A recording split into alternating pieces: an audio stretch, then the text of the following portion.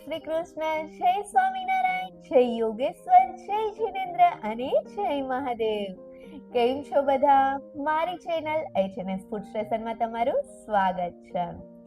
લીલી મેથીની સિઝનમાં તમે મેથીના થેપલા, ભજીયા અને મેથીની ભાજી તો બનાવતા જ હશો, પણ શું ક્યારેય તમે મેથીની પૂરી ટ્રાય કરી છે? આ મેથીની પૂરી એટલી ટેસ્ટી બને છે ને કે શાક વગર એમનેમ લુખી પણ ખાઈ શકાય. તો ચાલો આ એકદમ ટેસ્ટી એવી મેથીની પૂરી બનાવવાની શરૂઆત કરીએ. મેથીની પૂરી બનાવવા માટે સૌથી પહેલા મેથીની ભાજીને તેની કૂણી દાંડલીના ભાગ સાથે બારીક સમારીને લઈ લીધી છે. હવે તેને ચોખ્ખા પાણી વડે ધોઈને સાફ કરી લેશું. મેથીની ભાજી સરસથી ધોવાઈ જાય એટલે તેની સાથે જ 1/4 કપથી અડધા કપ જેટલી બારીક સમારેલી લીલી ધાણા ભાજી લઈ લેશું. અને ત્યાર પછી અહીંયા 2 થી 3 લીલા મરચાં, નાનું આદુનો ટુકડો અને 8 થી 10 લસણની કળી લીધી છે. તેની આપણે એક પેસ્ટ તૈયાર કરી લેશું. હવે આ બધી જ વસ્તુને સાઈડમાં રાખીને એક વાસણમાં 1 થી 1.5 ટેબલસ્પૂન જેટલું ઘી લઈ લેશું. અહીંયા તેલ નથી લેવાનો, ઘીનો જ ઉપયોગ કરવાનો છે, કેમ કે ઘીનો ઉપયોગ કરશું તો આપણી પૂરી એકદમ ખાસ્તા બનશે. ઘી ગરમ થાય એટલે તેમાં આદુ મરચા લસણની પેસ્ટ ઉમેરીને તેને સરસથી મિક્સ કરી લેશું અને ત્યાર પછી તેને અડધાથી 1 મિનિટ માટે ગેસની સ્લો ફ્લેમ પર સાતળી લેશું. આ રીતે આદુ મરચા લસણને સાતળવાથી આદુ અને લસણનો રો ટેસ્ટ જતો રહેશે. 1 મિનિટ જેવું ગેસની સ્લો ફ્લેમ ઉપર આદુ મરચા લસણને સાતળ્યા પછી હવે તેમાં 1/4 ટીસ્પૂન હિંગ ઉમેરીશું અને તેની સાથે જ બારીક સમારેલી મેથી પણ ઉમેરી દેશું અને હવે આ બધી જ વસ્તુને સરસથી મિક્સ કરીશું. મેથીને સરસથી મિક્સ કર્યા પછી તમે અહીંયા જોઈ શકો છો કે મેથી તરત જ થોડી સોફ્ટ થવા લાગી છે. તો આ રીતે મેથી થોડી સોફ્ટ થવા લાગે એટલે તેની સાથે તેમાં બારીક સમારેલી ધાણા ભાજી ઉમેરીશું અને તેને પણ સરસથી મિક્સ કરી લેશું. બધી જ વસ્તુ સરસથી મિક્સ થઈ જાય ત્યાર પછી ગેસની સ્લો ફ્લેમ ઉપર તેને સતત ચમચા વડે હલાવતા પકાવીશું. મેથીની પૂરી બનાવવા માટે આ રીતે મેથીનો વઘાર કરીને તેમાંથી પૂરી બનાવશું તો મેથી થોડી સોફ્ટ થઈ જશે, જેના લીધે પૂરી વણવામાં તો સરળતા રહેશે જ, પણ આપણે જ્યારે પૂરીને તળશું ત્યારે પૂરી સરસ રીતે ફૂલાશે. એટલે હંમેશા મેથીની પૂરી બનાવતી વખતે મેથીનો આ રીતે વઘાર કરીને તેને પકાવી લેવી.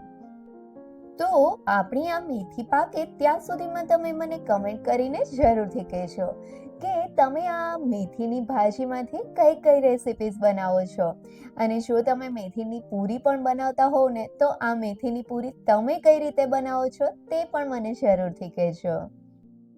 થોડીવાર ગેસની સ્લો ટુ મીડિયમ ફ્લેમ ઉપર મેથીને પકાવ્યા પછી અહીંયા જોઈ શકાય છે કે તેમાં રહેલું મોઇસ્ચર ઓલમોસ્ટ જતું રહ્યું છે.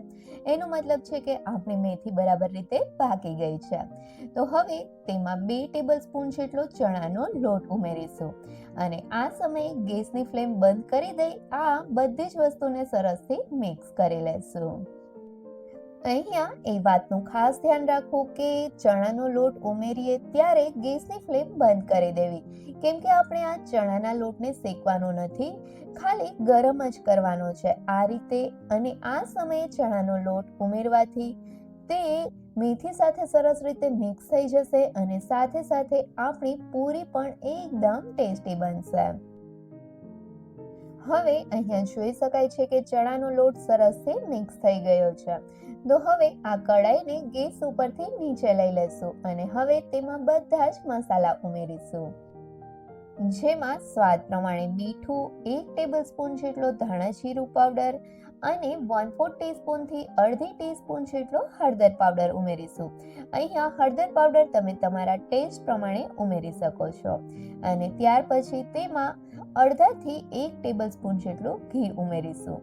અહીંયા ઘીની જગ્યાએ તેલ નથી ઉમેરવાનું, ઘીની જગ્યાએ ઘી જ ઉમેરવાનું છે. અને હવે આ બધા જ મસાલાને સરસથી મિક્સ કરી લેશું.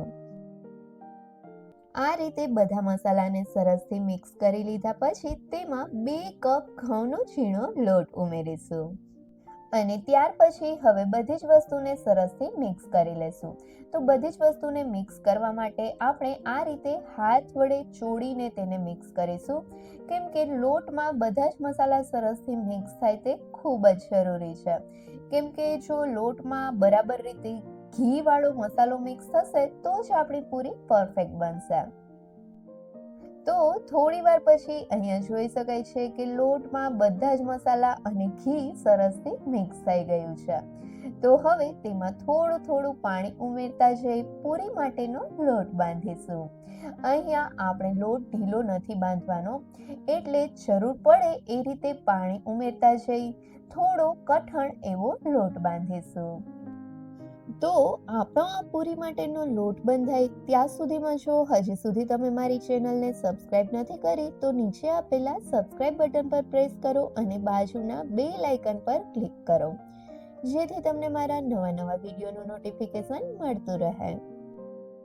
થોડી વાર પછી અહીંયા જોઈ શકાય છે કે આપણો પૂરીનો લોટ બંધાઈ ગયો છે અને આ રીતે થોડો કઠણ લોટ જ આપણે બાંધ્યો છે.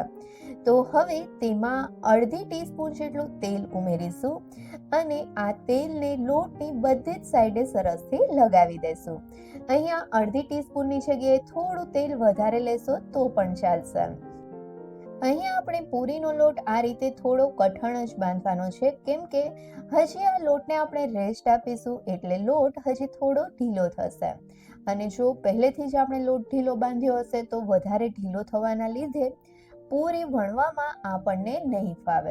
એટલે લોટ થોડો કઠણ હશે તો આપણને પૂરી વણવામાં પણ થોડી સરળતા રહેશે.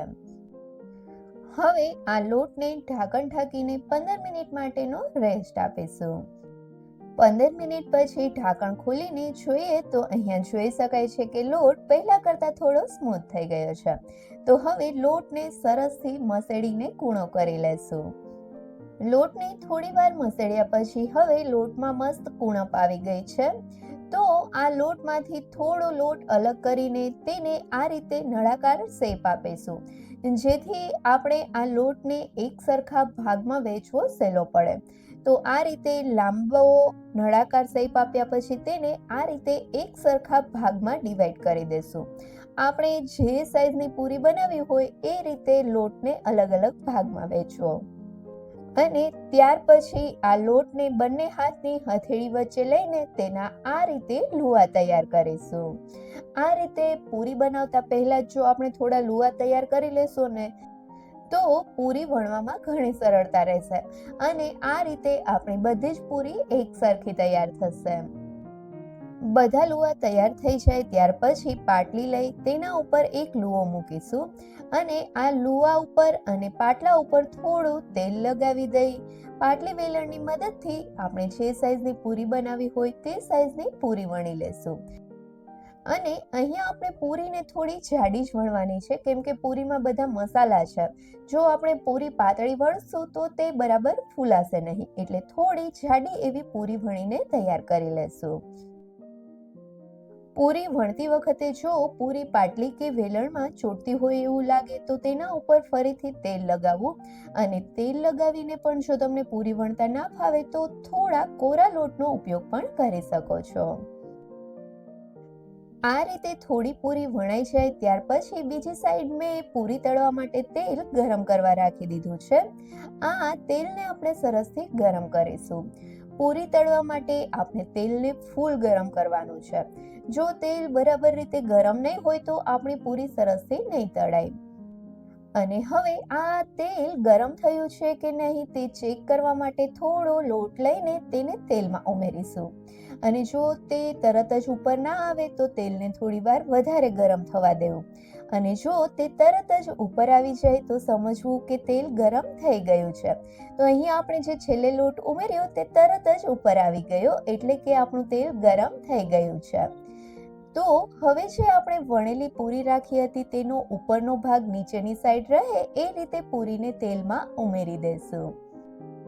અને આ પૂરી તેલમાં ઉપર આવે ત્યાર પછી જારા વડે ઉપરની સાઈડ ખૂબ જ હળવે હળવે પ્રેસ કરતા જશું, જેથી પૂરી આપણી સરસથી ફૂલાઈ જાય. અને અહીંયા તમે જોઈ શકો છો કે આપણી આ પૂરી સરસથી ફૂલાઈ ગઈ છે. તો હવે તેની સાઈડ ચેન્જ કરી લેશું. અને આ રીતે પૂરીની સાઈડ ચેન્જ કરતા કરતા પૂરીની બંને સાઈડ થોડા થોડા ગોલ્ડન સ્પોટ્સ દેખાય ત્યાં સુધી પૂરીને ફ્રાય કરીશું. થોડી વાર પૂરીને ફ્રાય કર્યા પછી અહીંયા જોઈ શકાય છે કે પૂરીની ઉપર મસ્ત ગોલ્ડન સ્પોટ્સ આવી ગયા છે. એનો મતલબ છે કે આપણી આ પૂરી તળાઈ ગઈ છે. તો ઝારાની મદદથી પૂરીને તેલમાંથી કાઢી લઈ તેમાંથી બધું જ તેલ નિતારી લેશું અને આ ગરમા ગરમ પૂરીને એક પ્લેટમાં કાઢી લેશું. અને હવે સેમ આ જ રીતે બાકીની બધી જ પૂરીને તળી લેશું. અહીંયા તમે જોઈ શકો છો કે આપણી આ બધી જ પૂરી કેટલી મસ્ત ફૂલાઈ છે. એનો મતલબ છે કે આપણી આ પરફેક્ટ મેથીની પૂરી તૈયાર છે. તો હવે આ જ રીતે થોડી પૂરી તળાઈ જાય ત્યાર પછી આ ગરમા ગરમ મેથીની પૂરીને સર્વિંગ પ્લેટમાં ખીર સાથે સર્વ કરીશું. આ મેથીની પૂરીને તમે ખીર જ નહીં પણ દહીં અથવા તો કોઈ પણ શાક સાથે પણ ખાઈ શકો છો. આ પૂરી એટલી મસ્ત ટેસ્ટી બને છે ને કે પૂરી સાથે શાકની તો જરૂર જ નથી પડતી. આ પૂરી તમે કાંઈ ના હોય અને અથાણું હોય ને તો અથાણા સાથે પણ ખાઈ શકો છો. આ પૂરીને હાથમાં લઈને તમને બતાવું તો અહીંયા તમે જોઈ શકો છો કે આ પૂરી કેટલી મસ્ત બની છે. અને અહીંયા તમે જોઈ શકો છો કે આ કેટલી મસ્ત ક્રિસ્પી પૂરી તૈયાર થઈ છે. તો તમે પણ મારી આ રેસીપીથી એક વખત ઘરે મેથીની પૂરી જરૂરથી ટ્રાય કરજો અને મને કમેન્ટ કરીને કહેજો કે તમને મારી રેસીપી કેવી લાગી. જો રેસીપી ગમે તો વિડીયોને લાઈક કરજો અને તમારા ફ્રેન્ડ સાથે શેર પણ કરજો. અને હા, મારી ચેનલને સબસ્ક્રાઇબ કરવાનું ભૂલતા નહીં. Thank you so much.